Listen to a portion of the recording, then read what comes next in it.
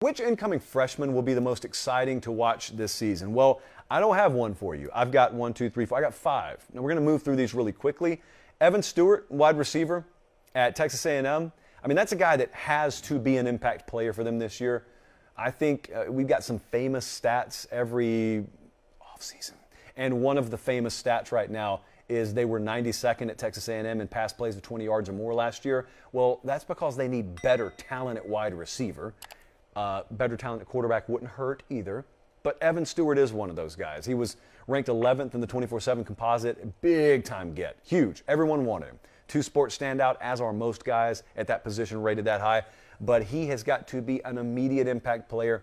I expect he will be. Evan Stewart, wide receiver, Texas A&M. Let's go to Jesse's backyard. Nicholas Singleton's big-time running back.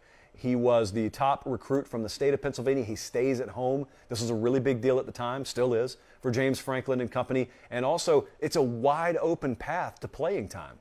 I mean, I think he's going to be very much an impact player as a true freshman. And also, like if you think about the best Penn State teams and you think about what they've been able to lean on, it's been a solid ground game.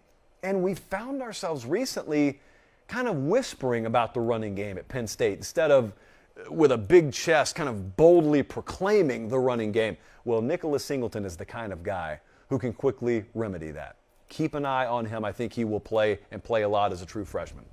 Mikel Williams from, I believe, Hardaway High School down in my neck of the woods, Columbus, Georgia, stayed in state after a brief commitment over in Southern Cal. Stays in state. He's going to Georgia.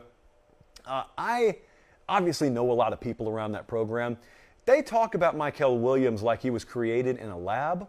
People around the city do as well.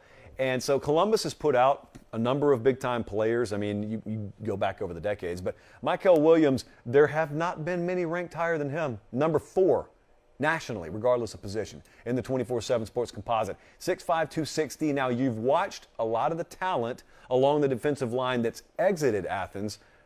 They are not hurting for talent there, but this is the kind of guy who is the exception to the rule, who has the kind of skill set that could walk in even at a place like Georgia and contribute even at a position like defensive line in his true freshman year. I would not think he's going to be on the field starting against Oregon as much as I would think come November he is heavily involved in their defensive line rotation. Luther Burden is a guy I need to talk about for a second because we have not talked about him a lot.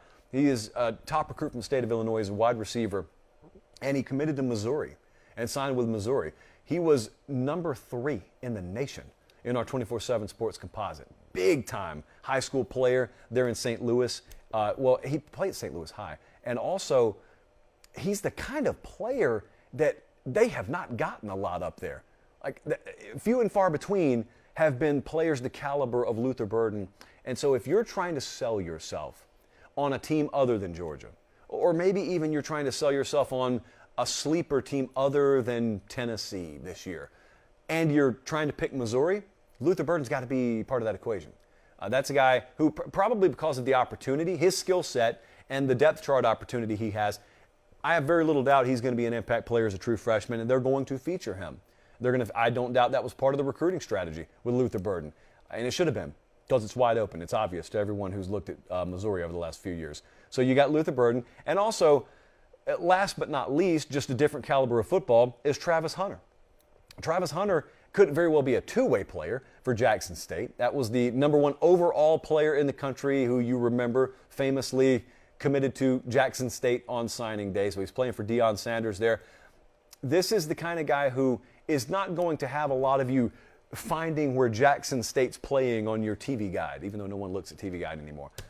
But what you will do at the end of your Saturdays is you'll make sure and you'll go find Jackson State highlights because you want to see what Travis Hunter did. The spring game was a pretty good indication of what that could look like this fall. So Evan Stewart, Nicholas Singleton, Mikel Williams, Luther Burden, Travis Hunter. Those are the 5. Not an exhaustive list, but those are 5 that I'm looking at.